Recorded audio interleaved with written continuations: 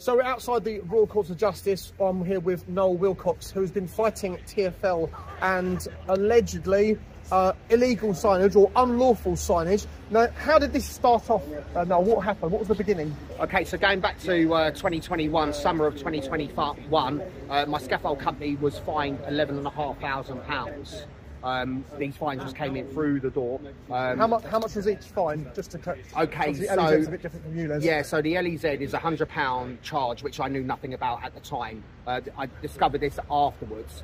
The fines after 14 days of not paying £100 is a £1,000 fine. Then after 28 days, it's £1,500 fine. So just to clarify, it's a £100 daily charge for a non-LEZ vehicle. It's a £1,000 fine for not paying within 14 days. Oh, I see. Yes. And then it doubles. And then it goes an extra £500. So 28 days after you've not paid the £100, the fine will accumulate to £1,500. One penalty charge. Just one penalty charge. One penalty charge. Absolutely. Okay. So, so obviously you've appealed these. What was the reason for you appealing these fines? Because the signage didn't make sense to me. And that was the simple explanation on this journey, without me getting into the technicalities of how I unravelled the whole thing. The long and short of it is that what I quickly picked up on is that these signs are not the signs that are prescribed in regulations. Then what happens is that if you want signs that are outside of the ones that are in regulations, you have to apply to the Department for Transport for something called non-standard signs. Right. Yeah. And of course, for just being someone just going about their business, you would think that a sign that's going to charge you money would either say the word charging, like congestion charging, or clean air zone, tolls apply or fees apply, like they do in other clean air zones around the country. Well, it gives you no information at all. It doesn't even give you the hours of operation. I mean, you're simply just passing something that says ULEZ and LEZ or LEZ. Yeah. And you get no other information whatsoever. So immediately that started my suspicions that something wasn't right. What I could not find anywhere online with the LEZ is where these signs were authorised. So I took that to the adjudicator. So I appealed it on that basis to Transport for London.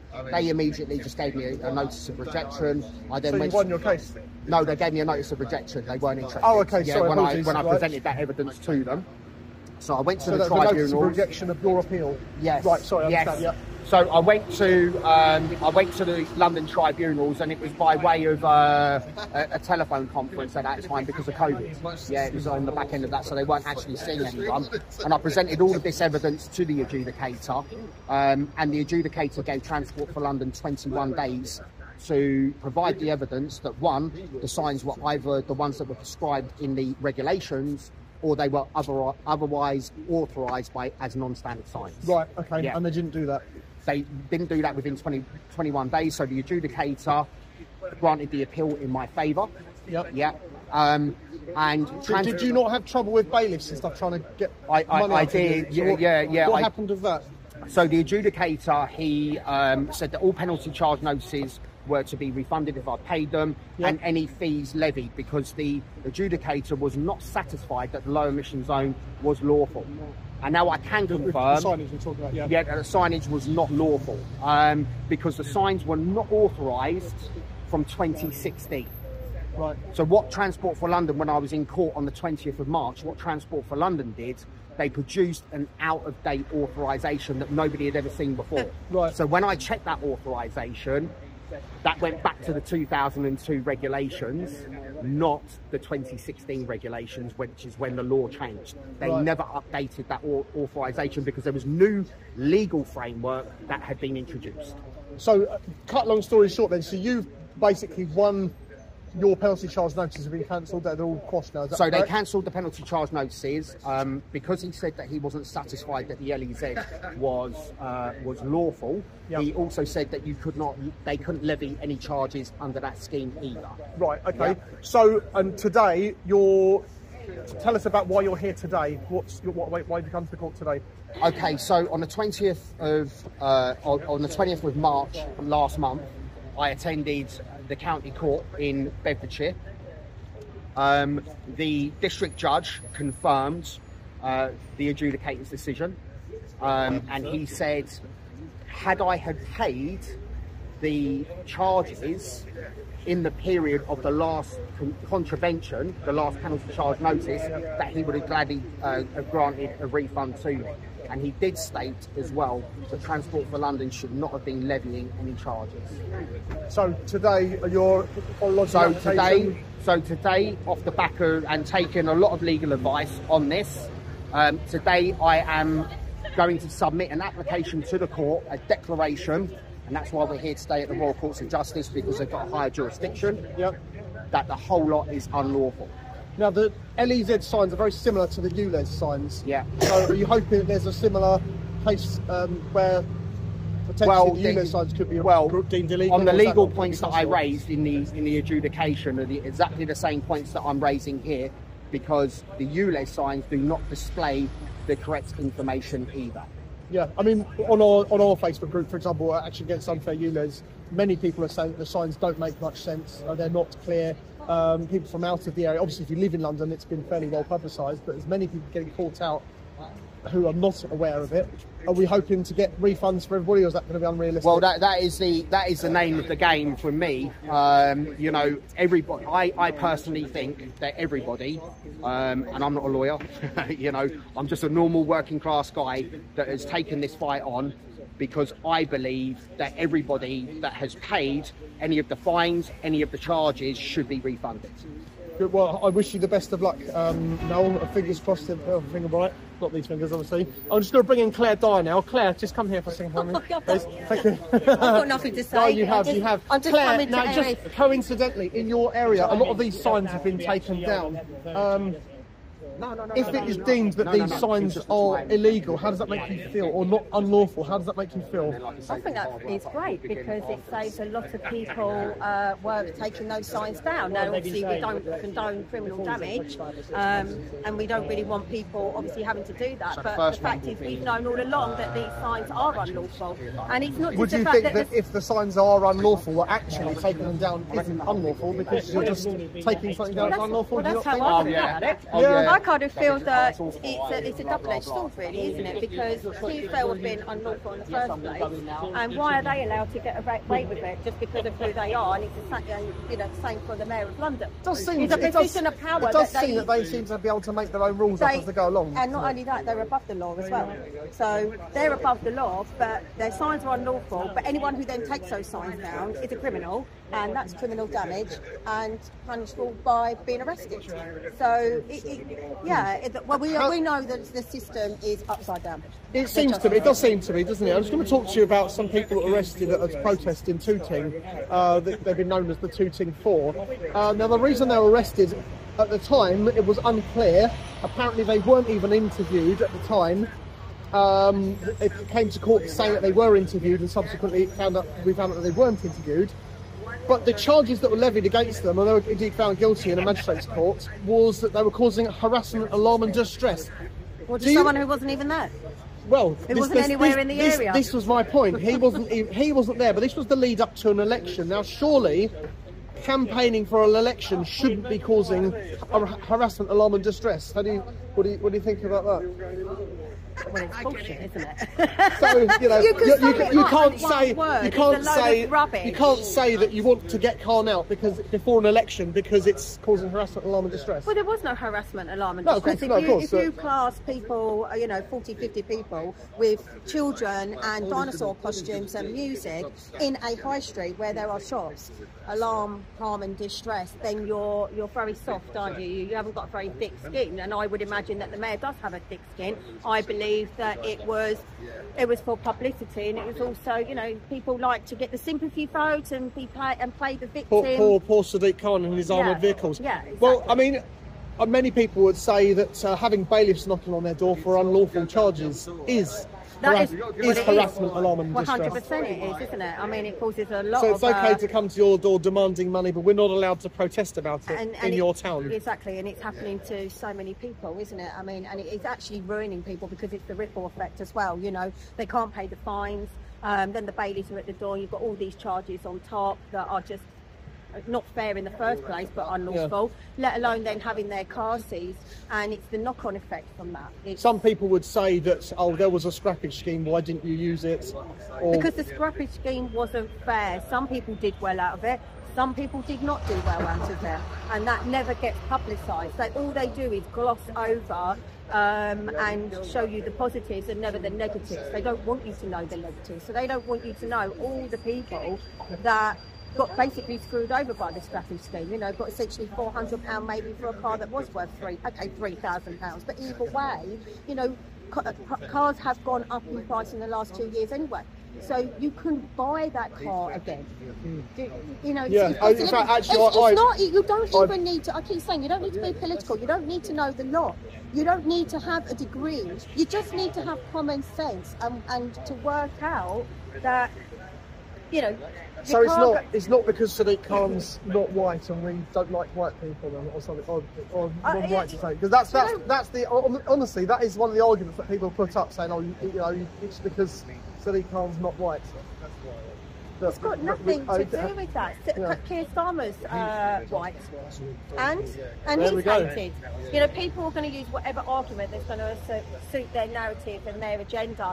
And racism is always the go-to one because it's the one that's always going to silence people and make people too scared to speak out.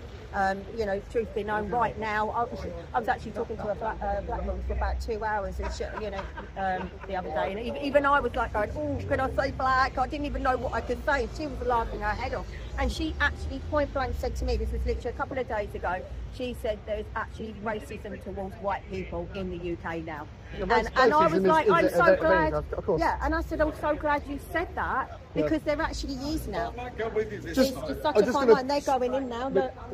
So they're going in now to file this application. I won't be able to take my camera in, but I was just going to quickly ask Simon for some questions. Get him in the back shot. So, Jules, the tour man. Who's this guy? Jules. London famous. Is he London famous, is he? I might go and chat to him in a minute. Just quickly, we've got a sign behind us, the Blackmail Tunnel. It is another charge, isn't it? It is, isn't it? You know, I'm not the most. I can't say I'm not the most academic person. I understand how people work in human nature. It's been free for over 100 years, yeah. You know, and all of a sudden, it's now you've got to pay for it. Yeah, you know when something's wrong. And it's not per day; it's per trip. Yeah. So you've got to pay one way, then you've got to pay the other way, you know, and you can go back and forth. You know when something's not fair, not right, morally not right, lawfully not right. This is not right. But it's the same with the Dartford Tunnel and the Dartford Bridge. Did they say that that would they wouldn't be forever charging for that? I can't remember now. That is correct. Yes. So the Blackpool Tunnel, it was the Blackpool Bridge. So Dartford Bridge. Apologies. So it's the Queen Elizabeth Bridge. They said that once it had been paid for, the charges would stop. Ken Livingstone became London Mayor and actually said, we're going to carry on charging for it because it's quite a good money spinner. You know, at the end of the day, they're going to absolutely charge for anything and everything that they possibly can, because they want us financially squeezed dry so that we own nothing. Yeah. Essentially, so that we own nothing. Do you think that all these policies are what drive the so-called Blade Runners to do what they do? And obviously, we don't condone criminal activity. Just want to clarify that. 100%, because people have had enough. I mean, you think when ULEZ came in, you know, in the Greater London boroughs, most people were, you know, I'm going to say probably around 90% of people did not agree with it. When have you ever seen people from all walks of life and all ages supporting criminal damage and vandalism? It's not happened in this country, certainly not in my lifetime. Because people know when something is not lawfully right or fair, and it is not right and it's not fair. So what's that saying? If there's something about resistance is duty or something. Oh, you know this one. I don't know the song. Oh, this might be Jeff. Could Jeff come on camera? Oh, Jeff we've got come on camera. did it as well. When the law is something bad, resistance becomes duty. When injustice becomes law, resistance becomes duty. Can I get that on camera? You can. Go on. When injustice becomes law, resistance becomes duty. Thank you. You go. Thank you, Jeff. And you know what? It is actually happening across the world, isn't it? You know, people are standing up more and more. Is this going to go down? I always say, is this going to go down in a time in history where, you know, as time goes on, more and more people are going to go, no, that's it. You know, I think it will happen. It will happen. And, you know, if Paper Mile comes in, it will happen again. I think Paper Mile is coming. There's so many ULEZ cameras appearing on ridiculous amounts of traffic lights in such a short space. Yeah. It's got to be Paper Mile. Yeah. And Ken Livingstone actually said when he was in power, he said, I want to turn London, the whole of London, into a 20-mile-per-hour zone. Now, I can't help thinking that he's been told to do something from higher above and someone else is just following the same plan. They just sneak them in as well. You suddenly drive down the road and you're like, oh, it's 20 miles an hour now. There's no notice, no nothing. You just... Yeah. So no. There we go. Right, thank you very much. Claire Dye, outside the Royal Courts. Yeah. Thank you. So, Noel, just tell us quickly, you've filed the application, what's happened and what's the next steps? Well, that's pretty much it now. So the application has been submitted to the Royal Courts of Justice. In fact, not Royal Courts of Justice, it's the County Court of England and Wales. And that's it now. The application's gone in, so the hard work's going to begin. This is where I'm going to need a lot of support in terms of emotional support, financial support. You know, this is the beginning of the war. So what is the actual application that's been submitted? I mean, what are you applying for as such? Okay, so it's a declaration. Yeah, it's a declaration. It's basically a declaration that the enforcement of that Transport for London have been using is unlawful. It's unlawful. Okay, yeah. Cool. Well, fingers crossed that works, and we'll see what happens next. Obviously, we expect to fight tooth and nail. Listen, guys, this is the beginning of a war, and you know, I mean, already it's been what, a 3-4 year long legal battle that I've had with them. They've thrown an awful, they have thrown an awful lot at me, you know, already. But I know that the British public are going to support me 100% through this. I'm sure they will, and obviously, you know, are you taking a lot of personal risk on this? It's a lot of personal risk because obviously loser always pays costs. Wow. Okay. Well, hopefully we'll support you with financial stuff and that kind of thing. Simon Forthrop, Bromley Council. Your thoughts on this? What Noel Wilcox has done? Yeah. And first of all, Noel's been absolutely fantastic. Thank you. Sing his praises because he has been at this persistently for year after year after year, trying to make sure that he gets justice, not just for himself.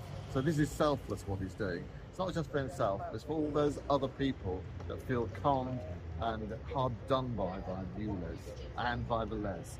So that's the first thing to say. The second thing is, I would say it's a process, not a war, because I think that's the wrong sort of language to use. But I would say this process has been going on for a long time, and TFL haven't backed down. So I'm saying this to TFL now. This is your opportunity. Back down. Go and change the signs. If you want, make all the signs that are totally unlawful at the moment. Go and make them lawful if you want to, and then pay back all the money that you've fleeced out of everybody over the years. Here's the thing. Here's the thing there, Kingsley. Yeah, TFL. They send in a picture of what they want the sign to look like. So they send it in to the Department of Transport and say, hey, Department of Transport, I want a sign that looks like this. So having done that, they then, this is how brilliant TFL are, they then do a completely different sign. So what are they on? You know, they know what they did, they know it's wrong, and they should actually quit while they're ahead. And actually, they should be singing the praises of Noel as well, because Noel has found out what they've done wrong, and they couldn't be bothered to actually quality check their own work, and that's what it boils down to. do you think that, and a sceptic would say, that where Bath, for example, their clean air zone says CAZ, charges apply, clear at the bottom of the sign, do you think there is, this has been done deliberately so that penalty charges can be issued rather than people comply with the clean air zone of London? It's called LEZ and ULEZ. I tend to think of more cock-up, if I can put it this way, rather than conspiracy. Right. I mean, I'm sure there's people who are rushing things. Because it wouldn't have been that difficult to have put low emission zone, charges apply, pay online. Yeah, or 24-hour serving, or whatever it is, charges apply 24 hours, which is what happens with regards to certain other signs, like congestion charge. Yeah, the congestion charge has got a big C in it, and it says charging. Charging, yeah. And the same would say the Dartford Tunnel, which people have been using for years and years. That signage is correct. So go and look at the signage that is correct. Go to the Dartford Tunnel and you can see it. And then actually you've got this, and you can see why it's not legal. You know? So perhaps the ULEZ sign should have been similar to the congestion charge sign, but with a ULEZ sign inside it. I'm not going to advise TFL what to do and how to do their signs, but I am going to advise them that their signs are currently unlawful, and therefore they need to change them. One way or another, they need to change them, and they should get out and do it. A quick question for you. So we know that there's many millions of unpaid fines. Is that ever going to get recovered? Here's the are they going to write them off? If these signs are not lawful, that actually means that the charging system and everything associated with it is what they call ultra-vires. What that means is it has no standing in law, there is no authority from TFL or from the Mayor of London to actually issue those penalties. So actually, and this is what Noel hasn't said, it means that ultimately all of those fines and all of those charges, some people have paid the charges, should be refundable because they were not valid. And if something's not valid, it's a bit like if you get a parking ticket that's wrong, they got your registration wrong. It's not valid, so therefore it can't be charged. The way I'll sort of lead you with that question would be that if there's that many people who are getting fines, surely they are making mistakes because the signs aren't clear enough. That's what I'm getting at, if that makes sense. Well, I think most people... Someone at head office would go, hold on a minute, why are all these people getting fines? They must be... What you can't do is go into all those millions of people that had a penalty notice. Okay? Yeah. You can't go into why they did it. Some people... No, but there must be a lot of people who've done it inadvertently, which means that the signs are not clear enough. They diverted some traffic from the M25 through London, and in theory... according to the Freedom of Information, those cameras should all have been switched off because actually, whether they were or not, I don't know. I've not heard of anyone being charged for it. So I think there's a problem. A lot of people don't speak up. Yeah. This is the trouble. I mean, obviously, Noel's put his head on the block to do that. There'll be a lot of people out there that they don't think about it. They forget it. It's a bit like that car lending scheme and all the rest of it that people are going through at the moment. Where all these loans are taken out and all the rest of it. People do it and they don't think necessarily that because it works all right for them, they don't think that actually it was wrong, that they're owed some money back, so they don't claim. It's a lot of hassle to go through the process. And the other thing is, if you have something that happened in 2021, okay, what's the chances that you actually have the paperwork for that? Yeah. Or remember it? You might find it somewhere on a bill that you can go back far enough to find it.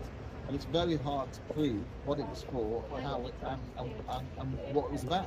So that's a challenge. But that doesn't mean you aren't still entitled to it. Sure. You just got to prove it. You've got to prove it. Absolutely. Otherwise, anyone can come on and say, "Well, I had a fine. Please pay me some money." Of course. Yeah. Of course. No, just quickly coming back to you. So. Obviously, your LEZ fines were quite substantial, just for 3 penalty charge notices. 7. It was seven penalty charge notices, which accumulated to £11,500. If they were much smaller amounts, do you think you might have just gone outside it and paid them at the time? No, not really. No. Because for me, it wasn't about the money. It was about doing the right thing. And the minute that I uncovered the fact that these signs are just not compliant with the legislation or the authorisation, was when even if it was £10, they shouldn't be charging anybody.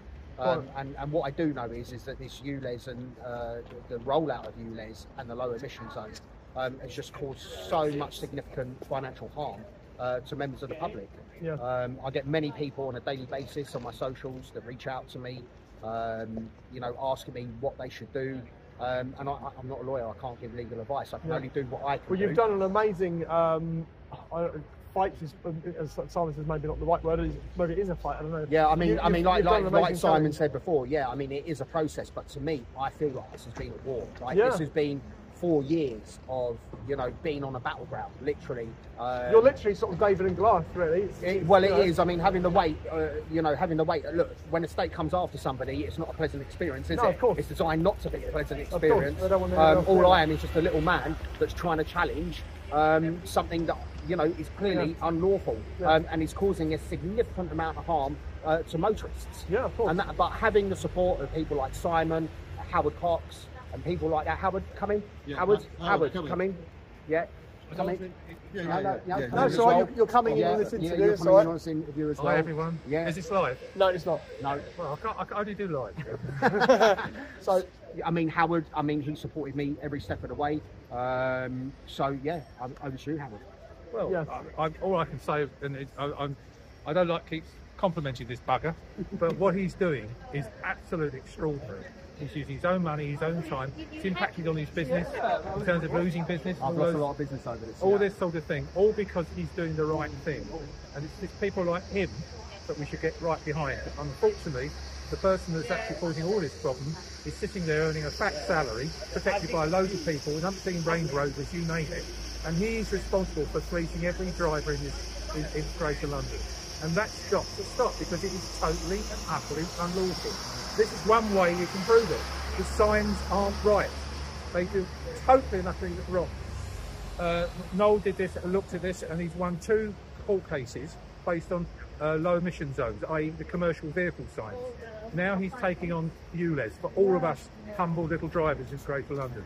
So let's get behind him, please. So if Noel wins this case, could he potentially unravel a hornet's nest and have TFL have to give all these people their money back? Well, is that going to be? Well, if he wins this case, they are breaking the law, and that law has been broken, and in the process, taken money from millions and millions of motorists. Therefore, they've got to pay back, because they've broken the law, the money they've taken unlawfully from motorists. So yes, you bet it, they got to pay it back, and it will be in the billions. Billions and billions, and unfortunately, obviously, it wouldn't bankrupt because Greater London, the whole of Sadiq Khan's actually regime is bankrupt already. They've got about an £18 billion black hole. So just clarify, it's morally and financially, and unfortunately, politically bankrupt. Yeah, actually, Simon is spot on about that. Yeah. But unfortunately, what's going to happen is, and this is very important to understand, is us taxpayers are going to pick up the bill whatever happens, and that's the sad thing about it. Yeah. But we've got to get through this process, because London is completely wrecked by this. Honestly, this pathological liar of a mayor that we put in place. Only 18% elected him. You could have elected me. We're very sorry about that, Simon. No, I'm Howard. I'm a good looking one. Just quickly, guys, we're going to wrap this up now. So, obviously, Noel's going to be wanting some support, more emotionally, physically, and of course, financially with this. Obviously, he's taken a lot on himself. Just behind you, there's a sign. We'll just show you what the sign says. It says Blackmail Tunnel. That's my name, by the way, for the new Blackmail Tunnel charge. What do you think of the fact that the Blackmail Tunnel has been operational for over 100 years and is now charging people to come in through? I'll get a word from each of you, if that's all right. This is typical of our mayor. He's just a cash grabbing. He hates the motorist, and he sees it's a way of getting cash. Just to clarify, he has two cars.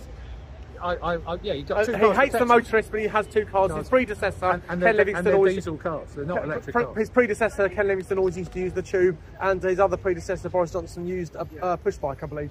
But we were promised, like, if we go back to the Dartford Tunnel situation, which he wasn't in his remit at the time, it is a bit getting involved with that now. But the Dartford Tunnel was actually, supposedly, once it was paid for, all of the tolls were going to stop. But here we are, still paying for it. And I think it's £118 million a year comes in. It's bonio for them. It's crazy, isn't it? Noel, what do you have to say about that? Well, I'm just saying that this, yet again, is just another monetisation of something by the state. We're just continuously harassed for money, whether it's, I don't know about you, I don't know about you, I don't know about you. I've never received so many fines in my life. Whenever I park somewhere now, you get a fine that's come through from an ANPR camera. I mean, it's just getting completely out of control. And I think that this is just an extended example of just more cash grabbing, as Howard had just said. Did you hear the other day that the police were en masse at the Blackwall and Silver Town tunnels checking number plates to make sure people didn't have their number plates covered? Get used to it. Yeah.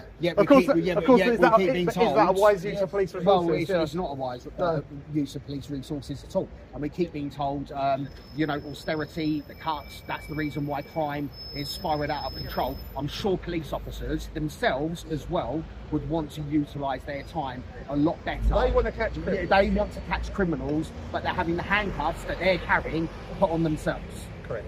Final word from you, Simon? Well, thank you again, Kingsley. All I'll say is that, and I agree totally with what Howard and what Noel have said here, but what we have to remember is that this has been years and years of governments of all political colours.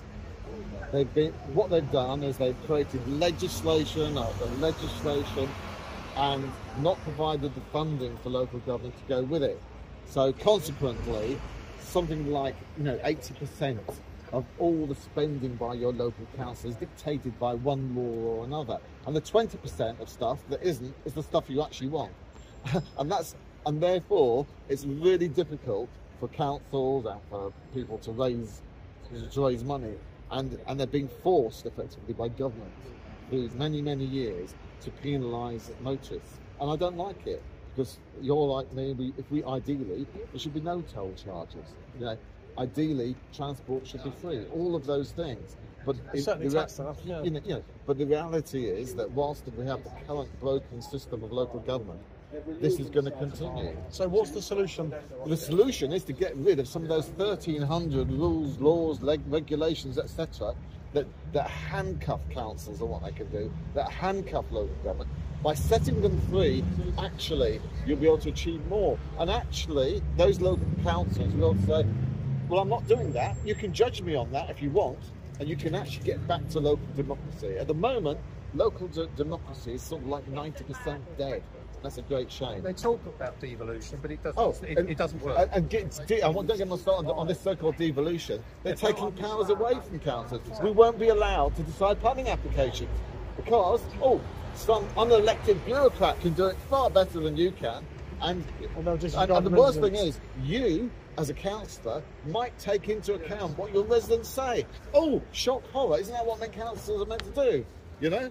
Duh. But anyhow, that's just one final thing from me to say that I'm still running a campaign called Fair Fuel UK, which is we've stopped fuel duty being increased for the last 15 years. But what I'm now focusing my time on is net zero, fighting net zero, because net zero will bankrupt us. It's going to bankrupt everything, including local authorities, and that's the one we've got to fight like mad. Because net zero, I've even proved it. I've spent a lot of money on an economic analysis that said that the cost of the 2030 ban, remember the 2030 ban for diesel and petrol new vehicles, okay, they've extended it, they're saying about plug-in hybrids and ordinary hybrids is going to 2035, but what's happening is that 2030 ban is going to cost us all something like £14,000 per household till 2050 every year. Is that because the infrastructure for electric vehicles isn't there, or? Well, that's partly it. It's all sorts of things, but we just don't need to do it. What net zero is purely an idealistic approach, virtual signalling approach to say, I feel good, I'm saving the planet. It won't make any difference whatsoever. And the big thing that comes out of it, the cost of it, for 2030, is 5 times more than the benefit. Imagine me coming to you, Kingsley, you're my minister. I said, I'm a little humble civil servant. I've got a great idea. I can reduce massively, improve our environment. Oh yeah, great, how much does it cost? Well, it's going to cost us 5 times more than the benefit. Yeah, you tell me, show me the door. It's going to be very difficult to put that through, isn't it? Absolutely. Well, thanks, guys. So Howard Cox, Noel Wilcox, and Simon Fulthorpe on the council. Thank you very much, gentlemen. We'll keep you posted on what's happening with this application. Thank you very much, guys. Thank you, guys. Thank you.